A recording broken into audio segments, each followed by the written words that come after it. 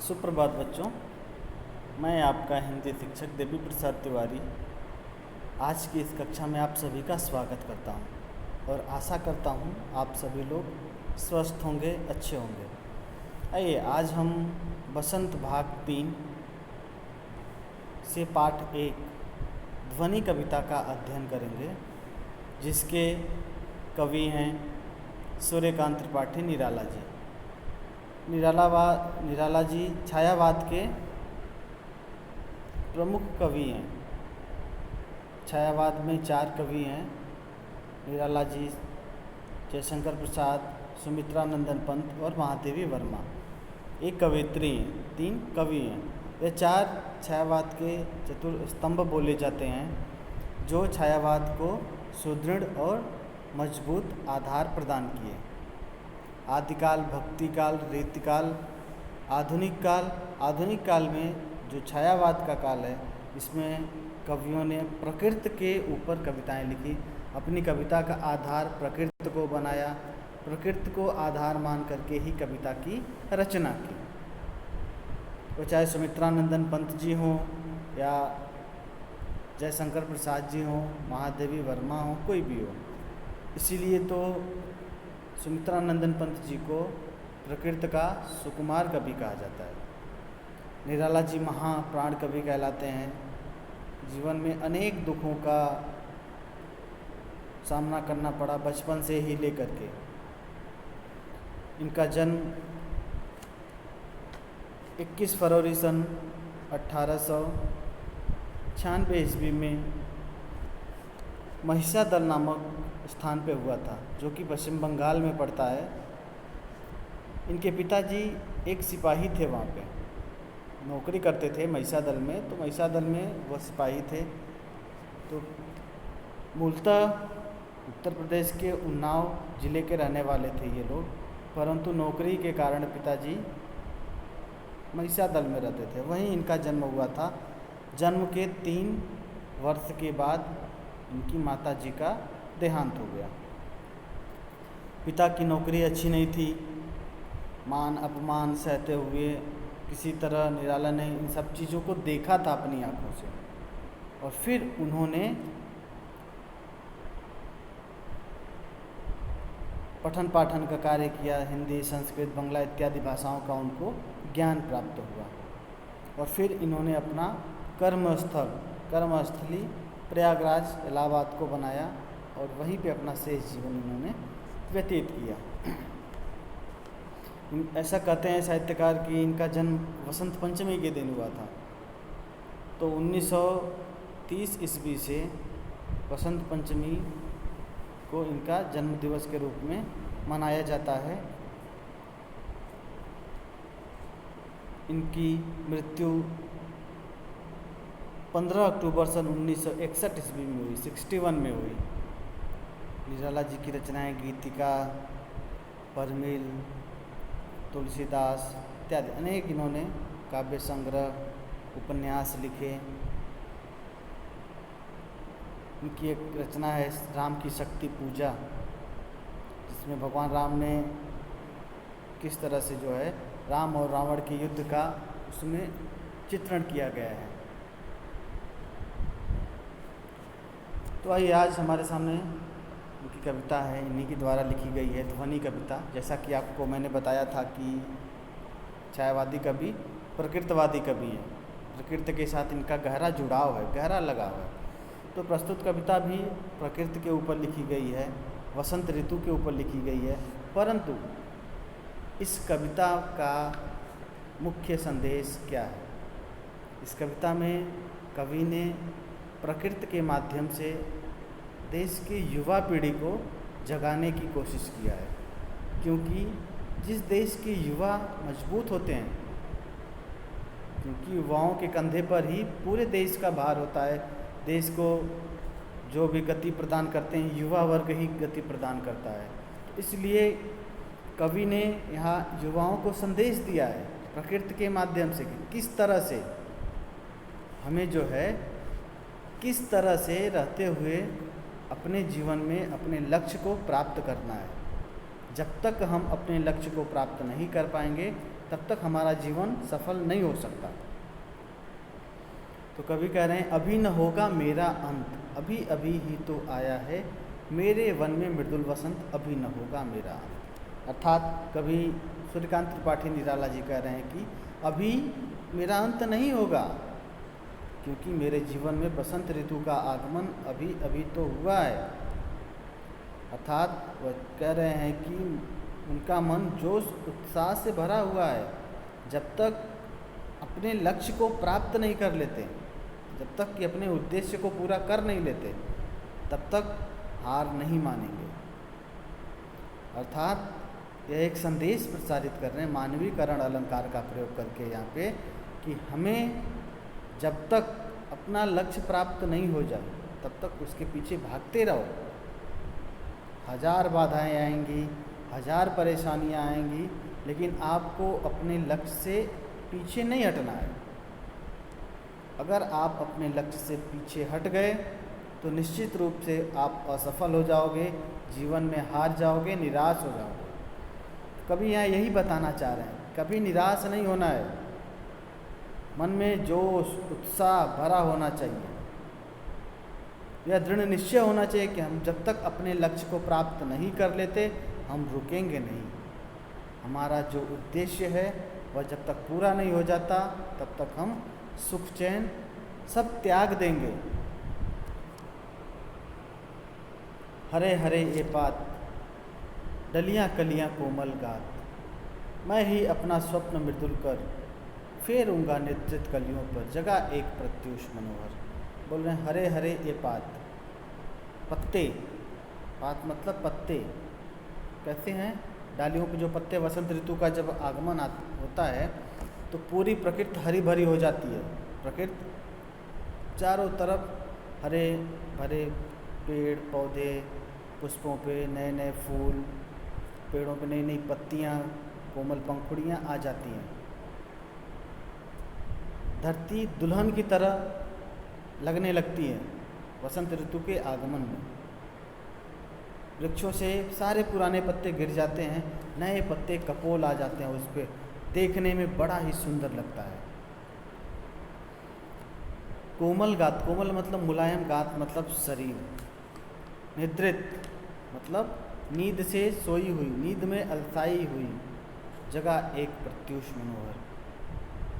आगे कह रहे हैं कि निराला जी ने प्रकृति का बड़ा ही सुंदर चित्रण किया है। इस पंक्ति में जो दूसरा पैराग्राफ है इसमें बड़ा ही सुंदर चित्रण किया गया है कि चारों तरफ हरे भरे पेड़ हैं, पौधों पर, पेड़ों पर खिली हुई कलियां कोमल मुलायम हैं, मानो अब तक सो रही हैं। मैं ही अपना स्वप्न मृदुल कर, मैं जो है सूर्य को यहाँ खींच के लाऊंगा, अर्थात इन सोई हुई कलियों को, अलसाई हुई कलियों को जगाने की कोशिश करूँगा। अर्थात जो नींद में अलसाए हैं, सुबह हो गई अभी तक सो रहे हैं, उन्हें मैं जगाऊंगा। अर्थात यहाँ कवि ने यह कहा है कि जो हारे हुए लोग हैं, जीवन में जो निराश हो गए हैं, जिन्हें लगता है कि जीवन में वो कुछ कर नहीं सकते, पूरी तरह से हताश हो गए हैं, तो ऐसे लोगों को कवि ने सोई हुई कलियां कहा है। जिस तरह से कलियां सो रही हैं, सूर्य की किरणें, जैसे कमल का पुष्प है, जब रात होती है सूर्य का प्रकाश नहीं पड़ता है तो बंद हो जाती है पंखुड़ियाँ, परंतु जब सूर्य की किरणें धीरे धीरे पड़ती है तो पंखुड़ियाँ खुल जाती हैं, कमल का फूल खिल जाता है। ऐसे ही कवि कह रहे हैं कि वे लोग जो नींद में अलसाए हुए हैं, जो जीवन में निराश हो गए हैं,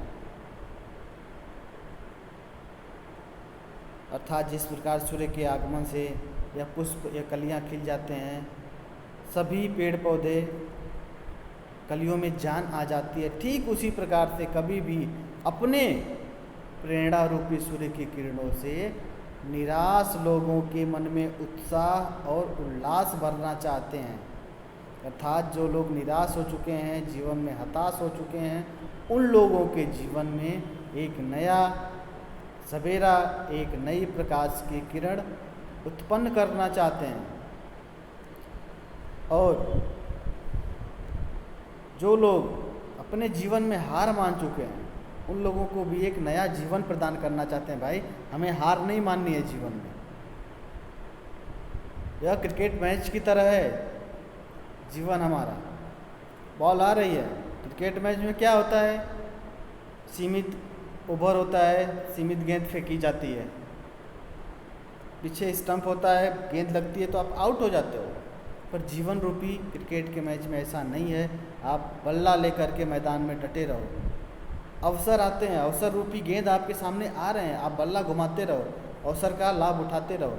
आज नहीं तो कल सही गेंद बल्ले पे टकराएगी और गेंद बाउंड्री के बाहर जाएगी। अर्थात आप जब मैदान में डटे रहोगे तब निश्चित रूप से आप सफल हो जाओगे। ऐसे हार मान लेने से या निराश हो जाने से जीवन में सफलता नहीं प्राप्त की जा सकती। इन कलियों के माध्यम से, इस फूलों के माध्यम से, हरे हरे पौधों पेड़ों के माध्यम से कवि बस इतना ही कहना चाह रहा है कि जागो, उठो और अपने लक्ष्य को प्राप्त करो। स्वामी विवेकानंद जी ने कहा है, उत्तिष्ठम जागृतम, उठो जागो। क्यों उठो जागो? युवाओं को बोला जा रहा है, क्यों उठो जागो?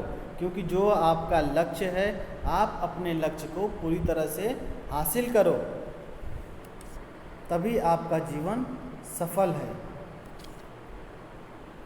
पुष्प पुष्प से तंद्रालस लालसा, खींच लूँगा मैं अपने नवजीवन का अमृत, सहर्ष सींच दूंगा मैं। तंद्रालस मतलब जो नींद से अलसाए हुए हैं। आगे कह रहे हैं कवि सूर्यकांत त्रिपाठी निराला जी, पुष्प पुष्प से यानी सोए हुए जो पुष्प सो गए हैं, उनके आलस्य, उनके निद्रा को मैं बाहर निकाल दूंगा।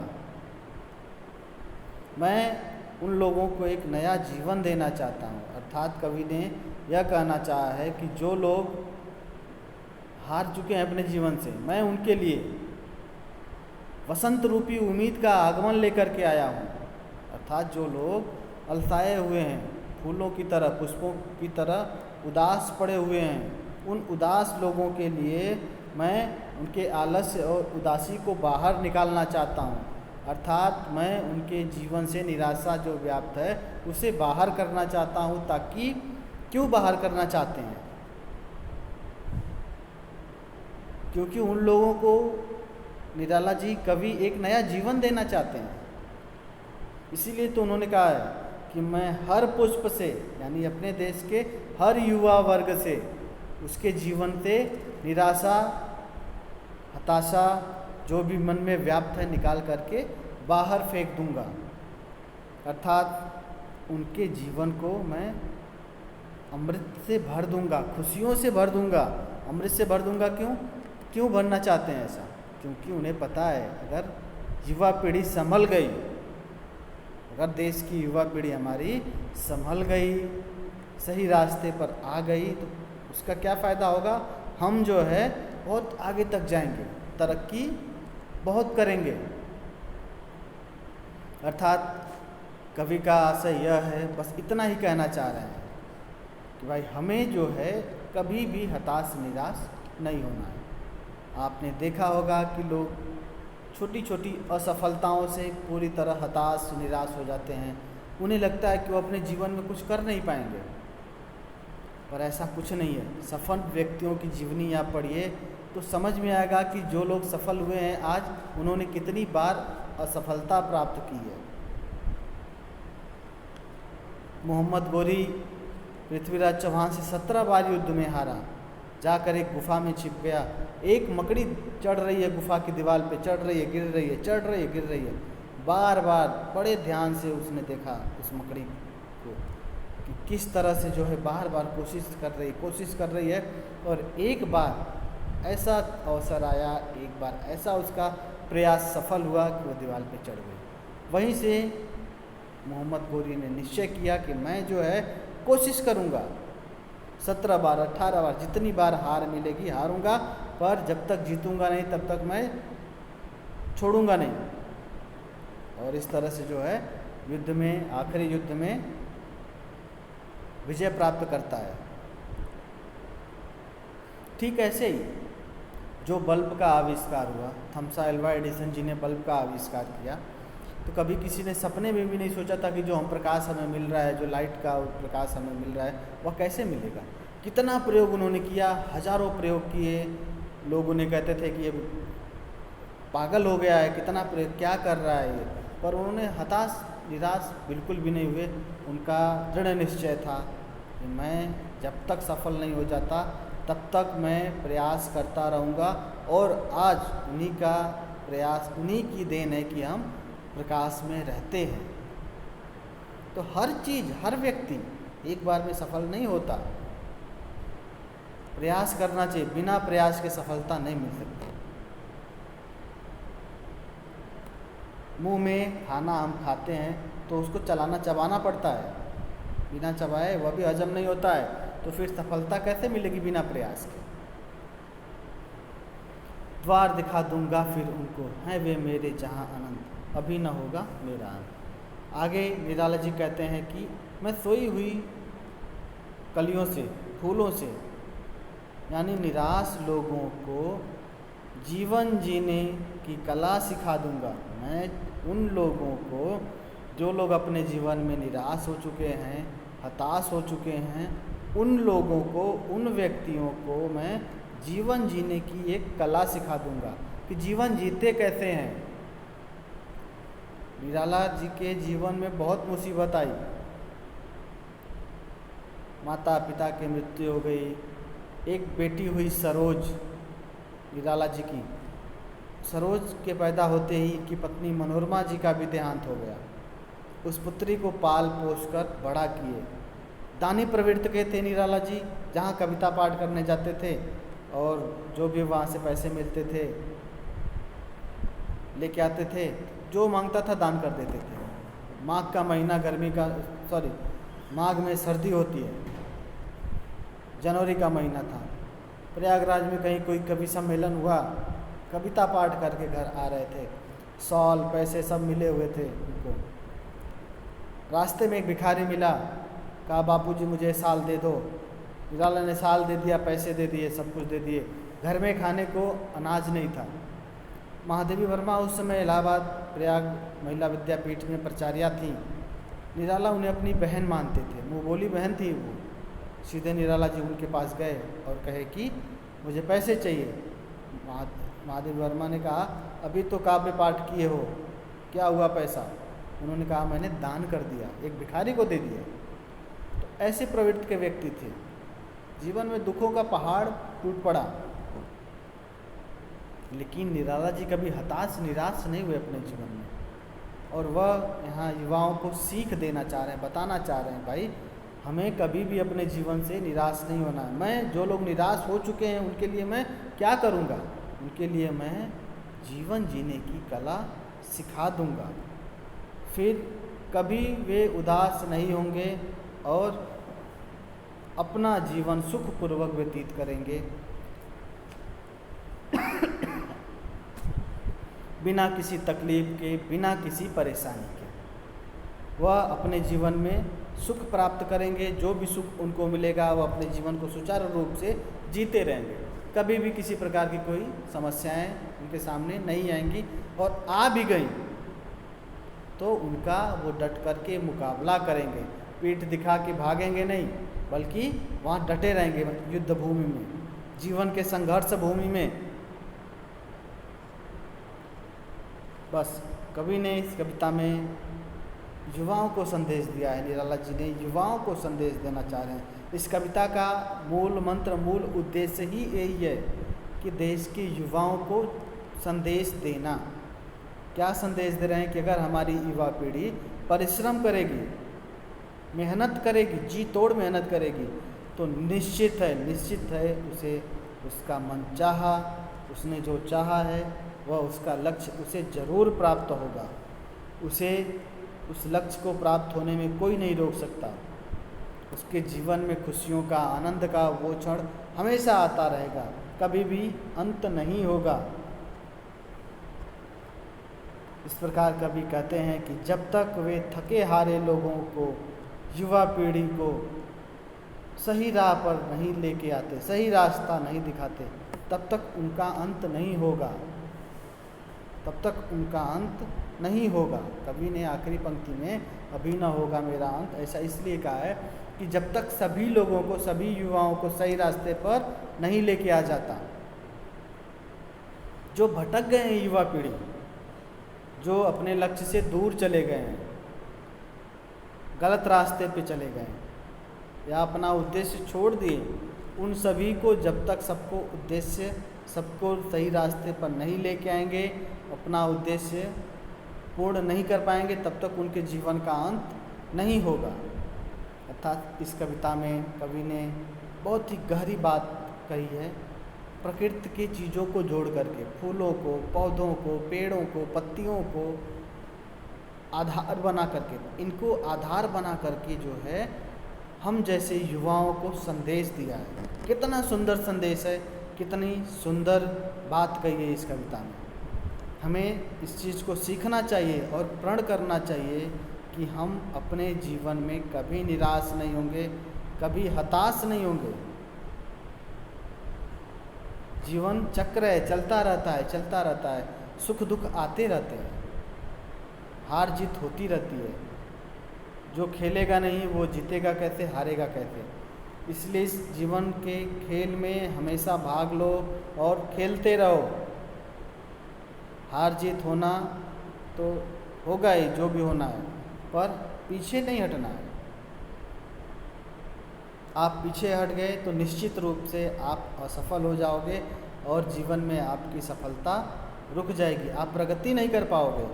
और एक बात मैं यह दावे के साथ कह सकता हूँ कि जिस देश की युवा पीढ़ी सही रास्ते पे नहीं है, जागरूक नहीं है, अपने लक्ष्य को प्राप्त नहीं कर रही है, वह देश निश्चित है कि एक ना एक दिन पीछे आ जाएगा, बहुत नीचे चला जाएगा। इसलिए आज वर्तमान में हमारा देश विकसित देश की श्रेणी में शामिल हो रहा है। इसका सारा श्रेय हमारे देश के युवाओं को जाता है। वे युवा अपनी काबिलियत पे, अपने दम पे पूरी दुनिया में राज कर रहे हैं। अमेरिका, जापान, रूस, हर देश में आप चले जाओ, वहाँ पे भारतीय वैज्ञानिक, इंजीनियर, डॉक्टर अच्छे अच्छे पद पे हैं और अपनी सेवा दे रहे हैं, अपने देश का गौरव बढ़ा रहे हैं। क्यों कर रहे हैं? क्योंकि उन्होंने अपना लक्ष्य हासिल किया है, उनका जो मकसद था उस मकसद को उन्होंने पूर्ण किया है। इसीलिए आज वे अपने देश का नाम रोशन कर रहे हैं, अपने देश का सम्मान बढ़ा रहे हैं। इसलिए हमारा भी यह दायित्व है कि हम अपने हिस्से का जो भी योगदान है वह करें और अपने देश को आगे लेकर के आएं। आशा करता हूँ आप सभी को यह पाठ और यह कविता पसंद आई होगी।